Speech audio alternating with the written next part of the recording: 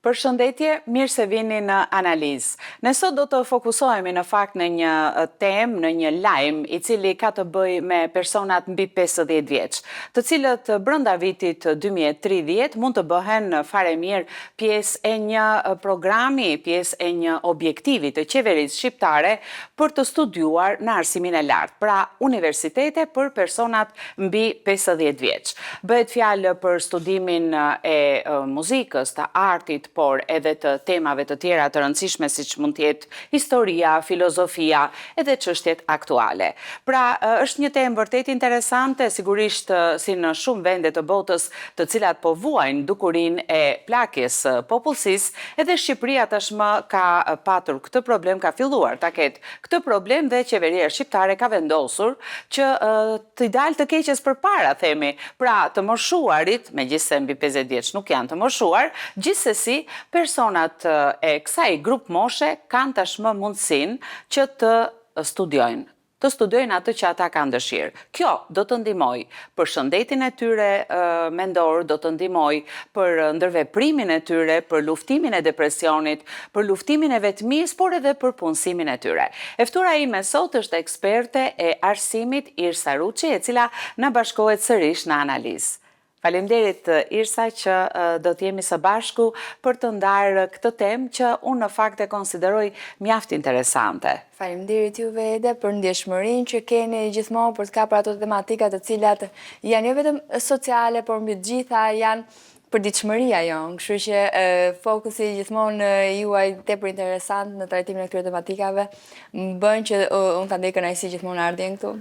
Është me vend, sepse edhe nga statistikat, edhe nga censi i vitit 2023 u pa pra që edhe shoqëria shqiptare nuk i ka shpëtuar kësaj dukurie të plakjes së saj dhe do të brenda vitit 2030, pra do të kemi për një periudhë 5 vjeçare, jo shumë të largët, do të kemi mundësinë të gjithë ata që ndoshta kanë edhe universitete të tjera, por dhe ata që gjatë jetës së tyre nuk kanë pasur mundësinë për të arsimuar, por kanë patur dëshirën, tani do ta kenë këtë mundësi. Si e komentoni ju pikërisht këtë plan kaq të rëndësishëm për shoqërinë shqiptare? Në fakt, unë kam vite të tëra që them një qasje e cila nuk është fokusuar të grup mosha 50 vjeçare lartë, por që rrjedhoj atë do të sillte nëse do të fillonte që në moshën, le themi 14-15 vjeçare, të zbatoj një plan i tillë pune ku prioritet një të riu duhet të jepet në fakt një zanati. Pra, e kam thënë gjithmonë që nuk ke pse ndjek një arsim të mesëm, të përgjithshëm, kot për të patur një diplomë, duke besuar që do e kesh më të lehtë deportimin në universitet dhe pastaj ajo diplomë universitetit mos të çojë pas para vlej. Pra, është shumë e rëndësishme për shembull që një i ri që në gjenezë, le themi, kur i duhet të mendojë për profesionin, të ketë një zanat, të marrë një profil i cili do t'i japë ndoshta edhe një punësim dhe pastaj nëse e ndjen veten të aftë, nëse dëshiron të vazhdojë shkollën, universitetin, mund ta vazhdojë shkollimin edhe më tej. Nëse nuk dëshiron, mund të vazhdojë punësimin dhe do ishte shumë në rregull, sepse ne na duket sikur vetëm diploma prodhon intelektual, absolutisht që ky mentalitet duhet thyer në shoqërinë shqiptare, nuk të prodhon më diploma intelektualin, pra nuk mund të mburresh më fisit se ke një diplomë universiteti sot, sepse nuk është më në këtë të vlerën. Ishte deri, do me thënë, për brezin e prindërve tanë. Prindrit, po, do me thënë, ky brez e ka pasur sepse e ka vuajtur, shumë të rëndësishme, e ka vuajtur mungesën. Një pjesë shumë e vogël kanë qenë në universitet dhe pjesa më e madhe punonin dhe ata punonin që në moshë të hershme dhe unë e kuptoj ndjeshmërinë që prindi shqiptar ka sepse ka vuajtur për vete. Madje, meqense kjo është dhe një temë sociale dhe sigurisht që të krijon shumë mundësira të shprehjes, ka patur raste që nëse do të prezantoje djalin apo vajzën që kishe zgjedhur, do të flisje me prindrit për ta, një nga pyetjet shumë të rëndësishme, ka mbaruar universitetin? Fatkeqësisht vazhdon edhe sot, po brezi jon, le themi, pas viteve 90 e kanë kuptuar që nuk vlen më, sepse po shikojnë që kush ka dashur e ka marrë një diplomë universiteti. Në një mënyrë apo në një tjetër ka qenë thjesht një certifikim kartoni. Janë edhe shumë njerëz të suksesshëm pastaj, të cilët me arritjet e tyre kanë thyer këtë mentalitet, duke thënë se nuk kam patur mundësinë të studioj, po jam fokusuar tek puna. Dhe për mua është shumë e rëndësishme që një i ri, sepse 18 vjeç ai nuk e di se çfarë do nga jeta. Për shembull, mbaj mend, unë 18 vjeç doja të isha mjeke, ndërkohë që ka qenë ato profilet jo shkencori, jo shoqërori. Sot falenderoj, nuk e di, Zotin apo fatin apo çfarëdo qoftë që unë nuk isha, nuk zgjodha atë profil sepse nuk e shikoj veten në atë profil. Pra më duket një investim që do ishte një periudhe të bjekuristi, ajo është kuptuar se çfarë do realisht të bësh në jetë. Por Irsa, kjo është me shumë interes gjykoj edhe për persona të cilët pas një periudhe të gjatë profesionale, qofte edhe ata që kanë diplom, ka një reflektim, ai nuk ka patur shansin, ai mund të ketë qenë inxhinier, por ka qenë i talentuar dhe në pikturë, por nuk e ka ushtruar. Pastaj kjo qasje, domethënë, kur ti punon për një periudhë kohe, do të shikosh pastaj se ne kemi shumë të vështirë pjesën që të investojmë në biznes, pra të shkojmë sipërmarrjen si mundësi. Dhe një ri i cili ka zgjedhur arsimin profesional, për shembull, është diplomuar në një zanat, është i aftë, mund të krijojë një sipërmarrje personale. Dhe pastaj kur ka krijuar atë, le të themi, ka punuar 5 vite, ka siguruar atë shumë të nevojshme lekësh që i duhen për të hapur një sipërmarrje të vogël, ka krijuar diçka të vetën, 30 vjeç, 40, pra mund të ndjek pastaj arsimin e lartë. Atë e bën me dëshirë, nuk e bën më për të patur atë kartonin në dorë. Dhe unë prandaj më pëlqen kjo ide, sepse ata që do ta ndjekin, nuk do ta ndjekin sepse i duhet patjetër ai vendi punës, sepse në filozofinë tonë është krijuar ajo ideja sikur dera e universitetit është dera e zyrës punës, ndërkohë që nuk është ashtu. Pra universiteti të jep dijen, ti shkon për dijen dhe është tregu i punës pastaj që të hap ato dyert dhe ti duhet të krijosh rrjetin. Por edhe ata mbi 50 vjeçar apo mbi 60 vjeçar, të cilët po i afrohen moshës së pensionimit, ai ka patur një pasion në jetën e tij, të cilin për shkak të vetjetës nuk ka mundur që ta ushtrojë. Artet për shembull. Dhe në atë periudhë kur ti nuk punon më intensivisht, ti mund të ndjekësh në universitet. Një universitet që jam e sigurt domethënë që gjithë ajo grup mosh e cila do regjistrohet në aty do ketë mbi të gjitha pasion. Pra do jetë një universitet që do ndjekë për pasion. Okej, ka dhe një pjesë dhe do absolutisht një pjesë e rëndësishme dhe mund ta ndjekë edhe sepse do që t'i japi vetes një mundësi punësimi, për shembull mund të ketë njerëz të cilët kanë bërë një punë, le të themi, jashtë profilit që kanë dëshiruar për një periudhë të gjatë kohe dhe ndjejnë që mund t'i jepet mundësia që të studiojnë në një profil të caktuar dhe më pas ta ushtrojnë këtë si profesion. Kohë sa ta gjykojnë ata. Tashmë është rritur edhe jetëgjatësia, është rritur edhe fokusi i njerëzve të cilët edhe kur dalin zyrtarisht në thonjza në pension, nuk dëshirojnë të pensionohen, pra nuk dëshirojnë të rrinë, të luajnë domino, sigurisht, kjo është të pinë kafe me shoqet e lagjes, dëshirojnë që të investojnë kohën e tyre për të mbajtur atë ritmin e jetës së tyre. Dhe ndërkohë kemi dhe shifrat në fakt të Instatit, për shembull mosha mediane e Bashkimit Evropian në janar të këtij viti ishte 44.7 vjeç, në Shqipëri 44.3 vjeç. Dhe vendi ka më pak të rinj që hynë në tregun e punës, sigurisht motivet është emigracioni në radhë të parë dhe ka më shumë persona që dalin në pension. Pra për të zbutur pasojat e plakjes, ekonomia e vendit duhet të rritet më shumë se 5% në vit. Kjo është një përllogaritje për Shqipërinë nga Fondi Monetar Ndërkombëtar. Dhe sigurisht që kemi së fundmi edhe përsëri një tjetër iniciativë shumë të rëndësishme të qeverisë shqiptare për personat që sipas ligjit shqiptar të pensionimit mbushin moshën e pensionit, ata kanë përsëri të drejtë që të vazhdojnë të punojnë në fusha të ndryshme. Beson që do të ndikoj edhe kjo pjesa e futjes e shkollimit me arsim të lartë e diplomimit për të mbajtur sigurisht këtë trend, sepse nëse dikush shkon edhe studion, qoftë edhe online, ai edhe mund të jetë aktiv edhe në jetën profesionale duke vazhduar të punojë. Unë këtë kam problem, le themi, në gjithë strukturën e punësimit në Shqipëri. Pra, duket sikur moshat që janë afër pensionimit ne ju bëjmë një nder që i mbajmë në vendin e punës. Pra, po të shikoni shumica, shumica atyre që unë kam pasur mundësi të komunikoj dhe të kem kontakte, thonë, po ja unë edhe për një vit dalë në pension. Pra, duket sikur thjesht i duhet të rrinë atë kohë derisa të dalin në pension dhe kam frikë se në këtë mënyrë krijohet ai ngërçi që njëri i cili ka energjinë shumë pozitive, por nuk gjen dot depërtimin, le të themi në ato në kushtet e një punësimi, mund të ndihet i kërcënuar në thonjza, edhe pse nuk ka arsye, sepse çdo kush mund ta krijojë vetë vendin e punës. Pra, jemi në një ekonomi tregu.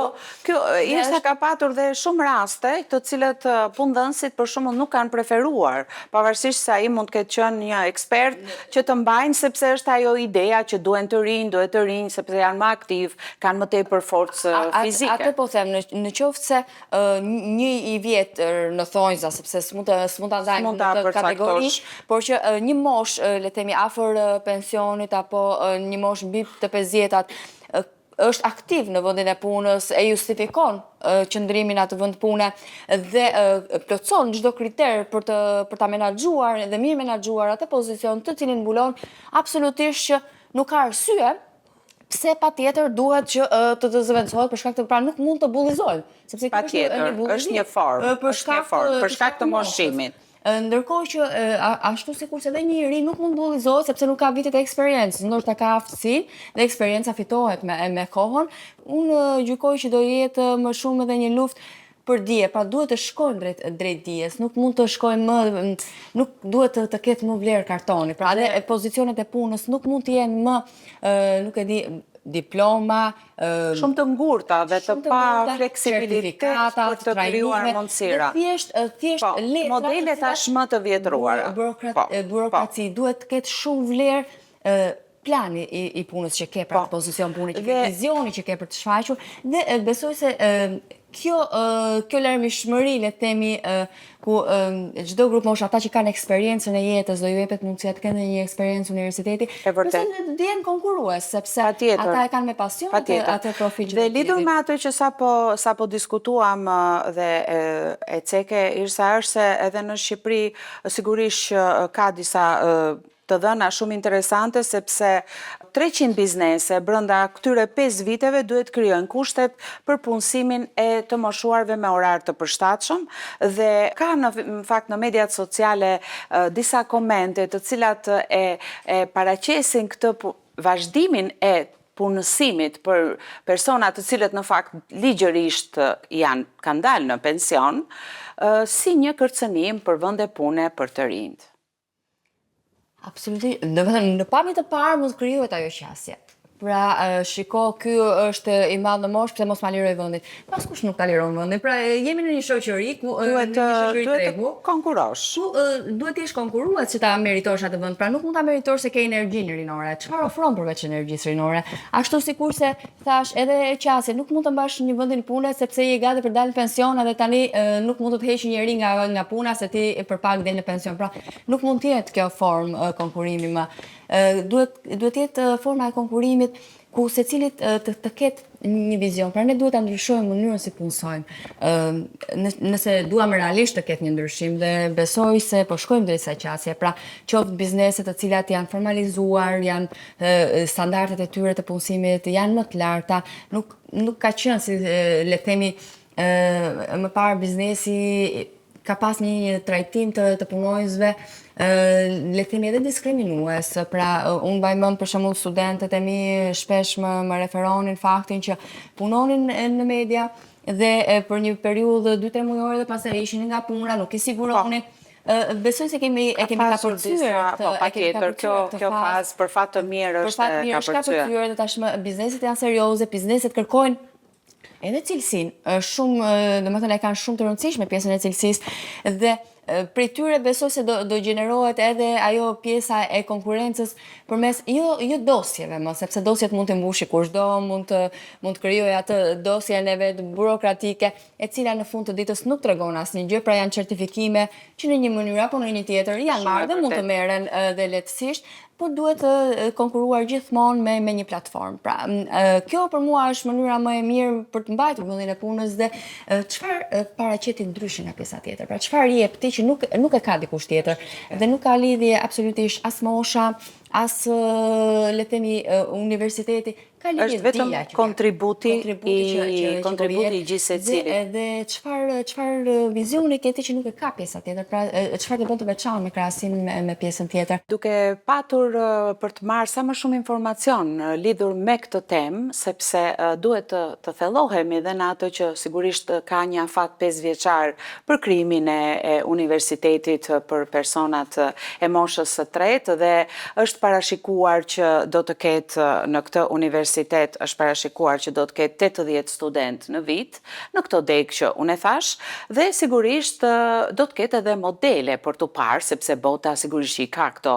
Në Europë është modeli britanik, është modeli francez, por në fakt Kina ka një eksperiencë të jashtëzakonshme për sa i përket universiteteve për të moshuarit që kanë filluar që në vitin 2015 dhe aktualisht ekzistojnë sigurisht në relativitet dhe me popullsinë 76.000 universitete për të moshuarit me 14 milion student të regjistruar. Por, është një infrastrukturë e tërë duke marrë shkas edhe nga pasioni yt i madh për arsimin, një njohëse megjithëse në moshë të re, të përgëzoj për këtë që je shumë njohëse profesioniste e çështjeve të arsimit dhe ka një komitet kombëtar për plakjen. Ky komitet kombëtar ka marrë të gjitha masat dhe mbi të gjitha tani baza e krijimit të këtij modeli është konfucianizmi. Sepse sipas Konfucit njeriu mëson gjithë jetën. Dhe duke patur këtë dhe ne themi vazhdimisht, për shembull në sa të rrosh do të mësosh, edhe ne kemi këtë, por që është me shumë interes sepse kemi të bëjmë studentët. Quhen gjithmonë studentët që janë të moshës mbi 60 vjeç dhe edhe Kina sigurisht që ka probleme me plakjen, është parashikuar që deri në 2035 njerëzit mbi 60 vjeç do të përbëjnë 30% të popullsisë. Kështu që këta persona sigurisht që këtyre ju duhet krijuar të gjitha llojet e mundësive dhe për sa i përket studimeve, tashmë në vitin 2021 me bumin e internetit dhe të teknologjisë, tani ata janë më të prirur për të mësuar teknologjinë e informacionit në universitet. Dhe ka shumë arsye për ta bërë këtë, për të qenë në një trend me kohën, për të mos qenë të ndërvarur nga familjarët, për të përdorur, sepse në telefonin celular është banka, janë shërbimet shëndetësore dhe gjithçka. Unë e them gjithmonë, sepse ka pas edhe një debat madh për këto universitetet fiktive që hapeshin. Jam shumë e kënaqur që qoftë edhe të rinj apo kushdo grup mosh të ndjek një shkollim, pra sa do pak të mbetet në mendje, se sa ajo kohë të jetë një kohë që thjesht vegjeton. Pra njëri thjesht vegjeton, ulet në një lokal, rri kot, bën thashë theme me pleshtë e lagjës. Pra është një kohë që është një kohë e humbur. Duket sikur njeriu mbasi del në pension pret vdekjen, pra dhe nuk kemi aktivitet komunitar për moshën e tretë. Që negative nuk shoh asgjë. Pra përveç se do të ketë një rigjenerim, le të themi, do të ketë një ringjallje të dëshirës së atyre personave të cilët nuk do presin më thjesht të pensionohen, të ulen, të rrisin nipin, vesën. Sepse kemi diskutuar dhe ka shumë raste të moshuarve të vetmuar, pasi fëmijët mund të jenë në emigracion, apo kanë jetën e tyre, nuk jetojnë bashkë. Edhe në qofshin brenda një shtëpie jeta është shumë aktive dhe një person i cili le të themi ka arritur një stat pjekurie, do ta them se nuk mund ta them mosha e moshuar, por ka arritur atë statin e pjekurisë, nuk mund të presim më tani që hajde të thjesht të jetoj sa të jetoj tashmë dhe unë do rrit për fat të keq profili të moshuarit është si një person i vetmuar i cili vegjeton. Po jo, s'ka të bëjë asgjë, ekzistojnë të punuar gjithë jetën. Ekzistojnë të gjitha mundësitë. Përderisa ka aftësinë për të përthithur, përderisa ka dëshirën, pasionin absolutisht që mund të jetë aktiv dhe mund të kontribojë. Pastaj atë pjesën tjetër ne duhet ta fshijmë pjesën që jo mosha, nëse ajo mosh arrin të Është rasti i Irsa për të thënë mosha është një numër. Mosha është një numër dhe bravo ju qoftë që kanë atë vullnet për të bërë diçka që fëmija e tyre apo nipja apo mbesa nuk po e bëjnë, kështu që ata duhet të jenë motivim dhe frymëzim edhe për pjesën tjetër. Pra, u bë shumë lajm zotëria 74 vjeçari i cili dha provimin e anglishtes, unë uroj që mos jetë më lajm ose le të jetë lajm pozitiv, domethënë, që të jetë thjesht një ndër të shumtët që e bëjnë këtë gjë, kështu që sepse duket si diçka e veçantë, duket diçka e veçantë, është diçka e veçantë aktualisht në këtë moment, por pas 5 vitesh uroj që si ai të kemi dhe qindra të tjerë të cilët do të mund të... Ne kulturën për këtë e kemi, ne të ushtot gjithmonë i kemi patur në krye të vendit, kështu që të moshuarit, kemi marrë vendimin e tyre, pra ata janë si senator, kudo që t'jenë. Janë ekspertë të cilët i kam mësuar gjithë jeta të kenë atë, le të themi, kapacitetin dhe bagazhin të cilën e kam përvetësuar me punë, me aftësim, dhe do jetë thjesht certifikim për ta dhe një përmbushje më tepër shpirtërore, them mbi të gjitha. Unë të falenderoj shumë Irsa, ishte një bashkëbisedim mjaft informues, por edhe shumë i këndshëm. Të faleminderit për të gjitha mendimet që ndave dhe sigurisht 5 vjet është një periudhë e shkurtër dhe gjëra të mira duket se do të ndodhin në këtë fushë. Faleminderit dhe suksese në punën tuaj. Faleminderit juve për ndjeshmërinë që keni ndaj çdo tematike e cila prek shoqërinë dhe na ndikon në një farë mënyrë. Faleminderit. Të dashur miq, ishte kjo analizë për sot. Ne u ndalëm në programin e qeverisë shqiptare që brenda vitit 2030 do të fillojnë të funksionojnë universitetet për moshën e tretë me objektivin që 80 persona të moshës së tretë mbi 50 vjeç të kenë ndjekur universitetin, pra arsimin e lartë. Ju falenderoj të gjithëve që na shoqëruat në analizë. Miru takofshim.